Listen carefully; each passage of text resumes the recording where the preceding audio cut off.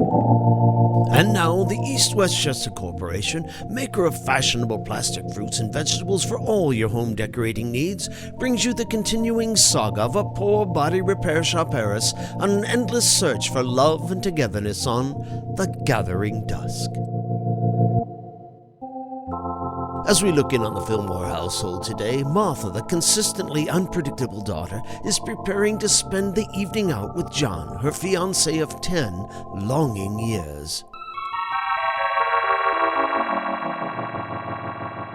So tell me, John, my loving beau, where are you taking me tonight? Well, I am intending to take you down to Mary Coyne's Hash House and Beanery. They will be hosting the finals for the semi-local All-Boys International Rules Domino Championship tonight. Oh, I was hoping you'd say that you were intending to take me to Bistro Exorbitant for dinner, and then downtown to buy me a new winter coat, and then to the movies to see that new romantic comedy that you have no interest in, and yet I've been dying to see. That's odd. Why were you hoping I would say that? Because I want you to take me to Bistro Exorbitant for dinner, and then downtown to buy me a new winter coat, and then to the movies to see that new romantic comedy that you have no interest in, yet I've been dying to see. Although I hate to disappoint you, my dear Martha, I'm afraid that is out of the question. My budget is a bit strained at the moment, and if we do all of that, it will mean I won't be able to make my car payment, which means my car will be repossessed, which will make it difficult to take you anywhere. As I recall, the last time that happened, you carried me piggyback. That was rather fun. Well, it was for the first 2 or 3 miles, but the remaining 15 were rather tiring. Well, yes, I see your point.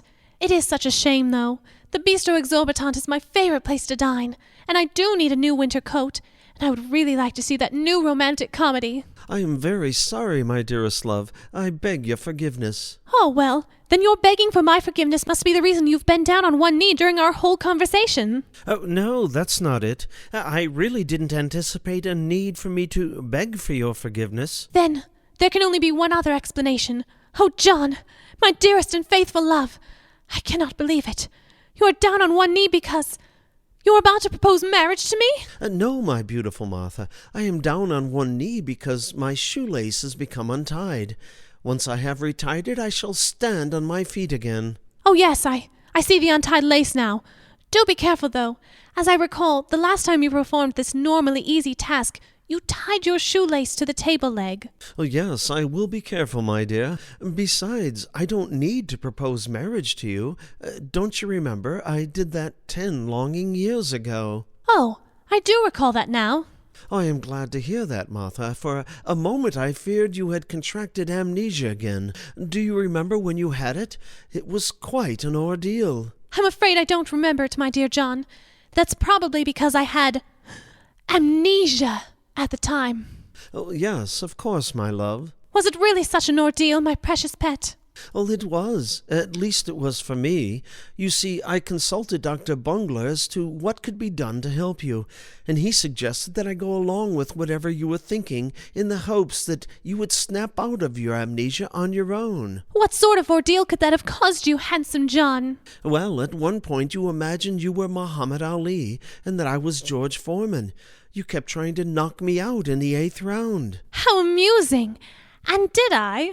Yes, at least 6 or 7 times. Each time I regained consciousness, your amnesia caused you to forget that you had just knocked me out, so you did it again. Well, at least we now know that, should the occasion arise, I will be able to defend the World Heavyweight Championship, provided you're my opponent, that is.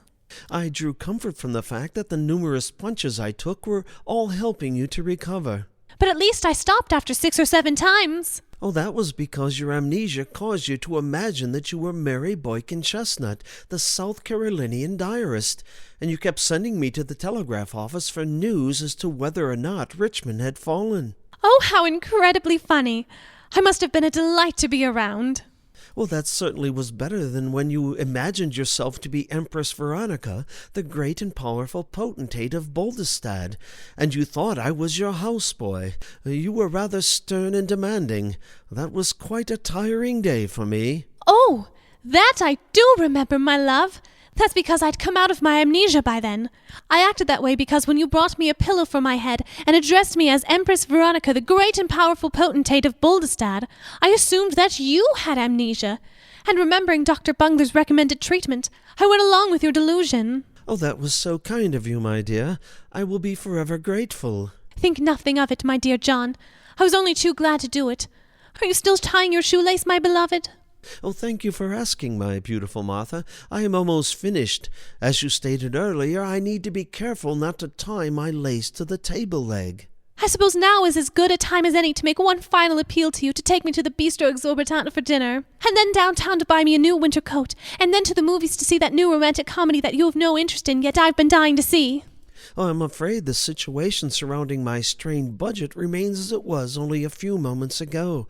I really do need to be able to make my car payment. I would hate to lose my car again. Oh, yes, I know. It's not that you minded carrying me piggyback for the first 2 or 3 miles. Oh, that's right, my love, but the remaining 15 were rather tiring. Well, it might not be that bad. You could sleep through the movie, since you have no interest in seeing it anyway. I'm sorry, my dear, but I must insist we limit our entertainment this evening to Mary Coyne's Hash House and Beanery to watch the finals for the semi-local all-boys international rules domino championship tonight. I must say, life was so much easier when I was Empress Veronica of Buldestad, and you were just my houseboy. A discussion like this was totally unnecessary then. There, I am finished tying my shoe. Now I will rise and we can be on our way to Mary Coyne's Hash House and Beanery. Oh dear, careful as I might be, it seems I have again tied my lace to the table leg, and I have knocked the table over. I am sorry, my dear Martha.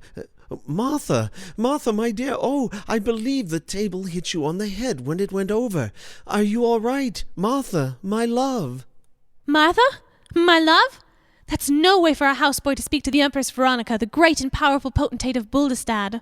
Oh dear, you seem to have amnesia again. Well, I must humor you, I suppose.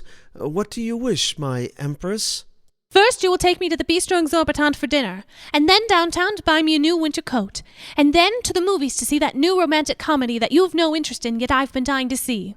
That's interesting. Apparently, Empress Veronica, your Highness, you and Martha, my fiancée of 10 longing years, have the same exact taste. And I believe I want to ride piggyback.